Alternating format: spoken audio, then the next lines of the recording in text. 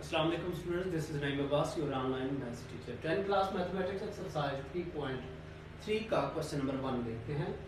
If y varies jointly as x and z, it means कि y जो है directly है x के भी और z के भी, वो हमने ये लिख दिया. Okay, and y is equal to 33 when x is equal to 9 and z is equal to 12. याद रखिएगा, हमेशा जो ये वैल्यूज गिवन होती हैं ये जस्ट k की वैल्यू फाइंड करने के लिए होती है. ओके, तो पहले हम इस डायरेक्टली के साइन को खत्म करके इक्वेशन बनाते हैं. इक्वेशन 1 आ गई हमारे पास, और यहाँ पे x, y और z की वैल्यूज जो ये हमें गिवन है ये पुट करके k की वैल्यू पहले फाइंड करेंगे.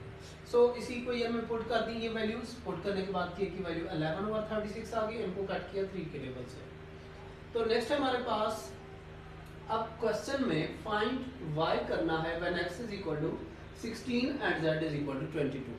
मीन्स k की वैल्यू फाइंड करने के बाद अब उसे यूज करना है इक्वेशन 1 के अंदर.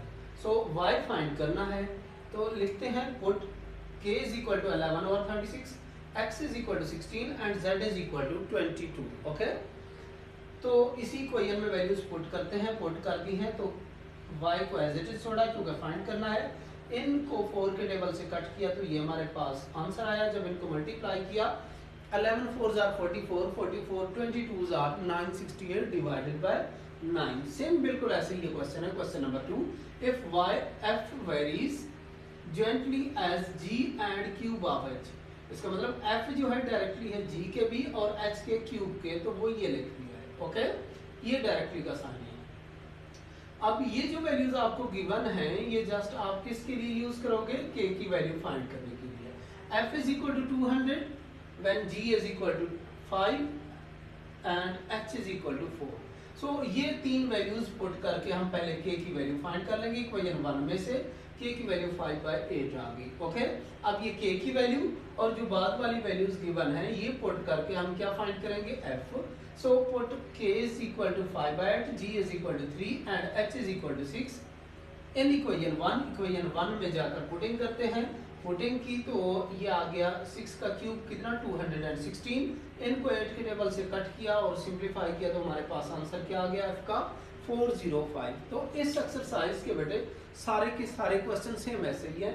एक्सरसाइज 3.3, एक्सरसाइज 3.1 और 3.5 जो है वो सेम इसी मेथड से सॉल्व होते हैं. क्वेश्चन नंबर 2 के बाद देखें बेटे. क्वेश्चन नंबर 2 के बाद question number 3, suppose A is jointly as B and C. अब इसमें A जो है वो डायरेक्टली है किसके? B और C के.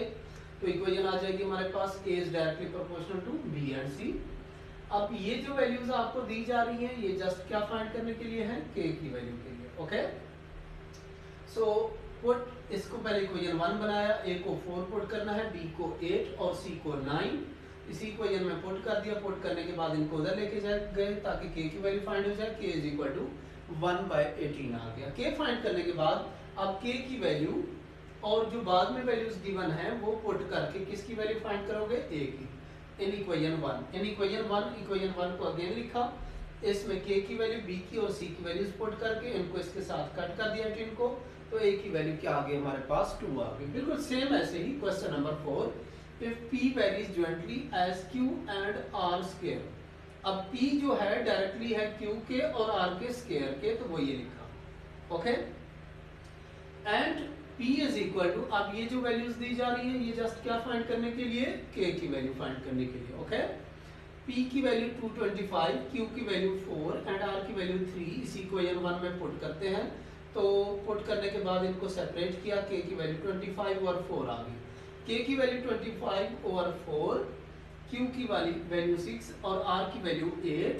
पुट करके हम किसकी वैल्यू फाइंड करेंगे? P की वैल्यू. इक्वेशन 1 को लिया, उसमें वैल्यूज पुट की और P की वैल्यू हमारे पास क्या आ गई? 2400 आ गई. ओके, तो यहाँ तक हमारे क्वेश्चन नंबर 1 से लेकर 4 कंप्लीट हो गया. ओके बेटे, क्वेश्चन नंबर 5 की स्टेटमेंट देखें. If A is jointly proportional to B cube and C. अब A किन के डायरेक्टली है? b क्यूब के और c के. Okay, a is directly proportional to b cube and c and a is equal to 36, b is equal to 4 and c is equal to 6. इसका मतलब ये जो वैल्यूज अब हमें गिवन है ये किसकी वैल्यू फाइंड करने के लिए है? के को फाइंड करने के लिए। ओके, सो इस इक्वेशन में हमने ये तीन वैल्यूज पुट की और यहाँ से के की वैल्यू निकाल ली, के की वैल्यू और बाद में जो वैल्यूज दी हुई हैं वो पुट करके ए फाइंड करेंगे। सो ये इक्वेशन 1 अगेन लिखी, के की वैल्यू पुट की 3 टू की पावर 3, बी की वैल्यू पुट की और सी की वैल्यू 14। इनको सिंप्लीफाई करके कट किया तो हमारे पास 21 डिवाइडेड बाय 2 आ गया।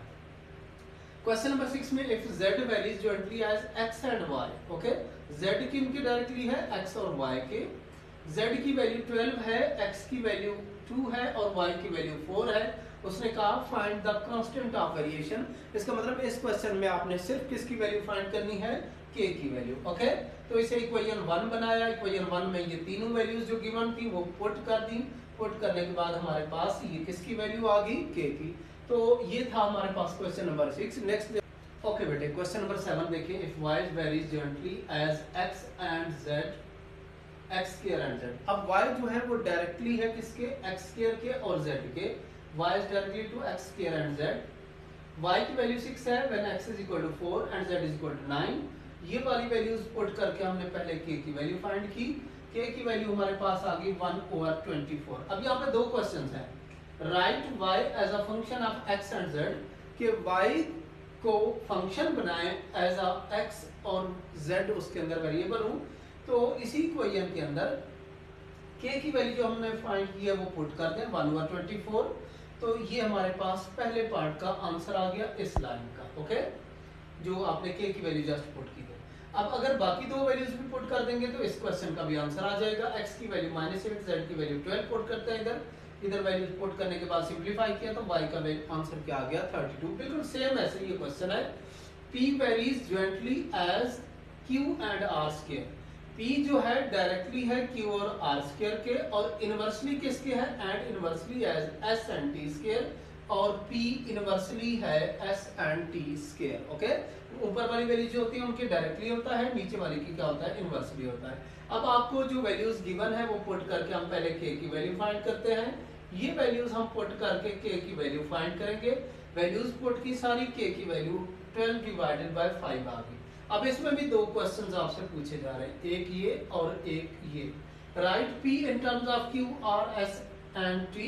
तो k की वैल्यू अगर यही वाली इक्वेशन 1 में पुट करोगे तो आंसर ये आ जाएगा और ये इस पहले पार्ट का आंसर आ जाएगा कि p आपने डिस्क्राइब कर दिया in term of q r s and t की फॉर्म में। ओके, अब अगर जो दो नेक्स्ट वाली जो वैल्यूज गिवन है आपको ये पुट करके इसी इक्वेशन के अंदर फाइंड करेंगे तो दूसरे क्वेश्चन का भी आंसर आ जाएगा। ओके, q की वैल्यू -2, r की वैल्यू 4, s की वैल्यू 3 एंड t की वैल्यू -1। ये सारी वाली वैल्यूज हमने इसमें पुट की। पुट करने के बाद इसे सिंपलीफाई किया तो हमारे पास p की वैल्यू -1/28 डिवाइडेड बाय 5 आ गया। तो बेटे यहाँ तक हमारी एक्सरसाइज 3.3 के सब क्वेश्चन हो गए। सो इनको अपनी नोटबुक पे कंप्लीट कीजिएगा और इनकी प्रैक्टिस भी कीजिएगा। एग्जांपल्स आपका होमवर्क है क्योंकि वो वहाँ पे सॉल्व होती हैं, तो आपने वो खुद ही वहाँ से करनी है। ओके।